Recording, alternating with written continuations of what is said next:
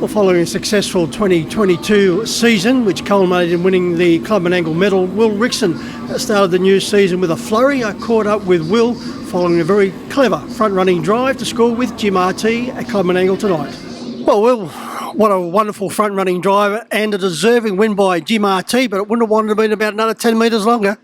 Yeah, he's a bit of a bugger once he gets out on his own. He stargazes a bit, and the post there at Menangle, he sort of got to it a couple of times and thought his job was done a bit earlier than it was, but he really deserved to win a race here on the Saturday night. He's been racing well and happy to get a win with him. Yeah, most of his efforts have been as a runner-up, and it certainly has toughened him up, and that was evident tonight. Yeah, as I said before the race, he looked very, very hard to beat because although he was running a lot of seconds here, the horses that were beating him were just in very good form, like Our Money Rocks and Rip and horses like that. So we thought that that held him well in the race tonight. Well, Will, congratulations on winning the Club and Angle medal. Thoroughly deserved, and what a great thrill. Yeah, thank you. It was definitely a good day. Didn't expect it because there's a lot of good drivers in the nominees, and yeah, it was a good day, and Mum and Dad were there, and it's definitely something that is definitely won't forget. Well, in some way, the pressure starts to build because now you're that new wave coming through of our young drivers. The previous wave consisted of people like Cam Hart, Jack Callaghan, Josh Gallagher. We were talking to them in the same manner in which we talked to you now a few years ago. So now you're coming through following in their footsteps. Yeah, I've been good friends with them all the way through and competed against them for a few years now. So yeah, it's good to be recognised and just keep working hard and hope we can keep improving. And we're in a very good place as far as young drivers at this particular stage. Apart from yourself, we've got Seaton Grimer driving in outstanding form, Jimmy Locke, Grace Panella, Taylor Osmond. The list goes on and on. Jack Brown. It's very good to see that all these new crop are coming through.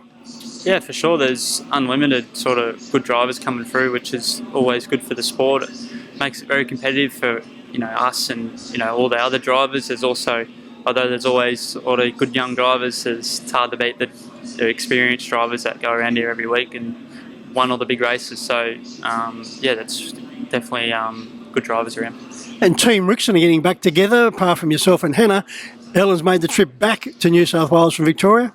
Yep, she's been back for a bit now and got a nice job and happy to be home. And yeah, it's all going good. And she's still available to take drives? Yeah, she's got a horse that she drives a bit for Mum and Dad, Ed Mendez, but she's got a full-time job. But whenever she can drive, she will. Yep. Well, you've got some nice drives at Club and Angle on Tuesday afternoon. Well, in the first, Miss Air Rakai for Russell Commons, well beaten only 2 starts, but it's had more trials than Perry Mason at the moment. I might have to get your mum and dad to describe Perry Mason, but Russell's given us 6 trials leading into this race. Yeah, she should have her fitness right up. She's did a little bit wrong in a couple of trials, but Russell's changed a bit of gear on her, and her last 2 trials have been quite good. So I think she's a top 5 chance on Tuesday.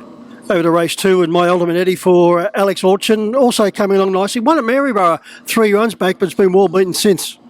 Yeah, well, it got it wrong 2 starts ago, and that was a shame because he was running right into the race, and then they raced in 1:55 here on Tuesday, and he was running through the line good and did everything right. So I think that holds him in good stead for this race on Tuesday, and I think he's going to be a pretty good chance in that.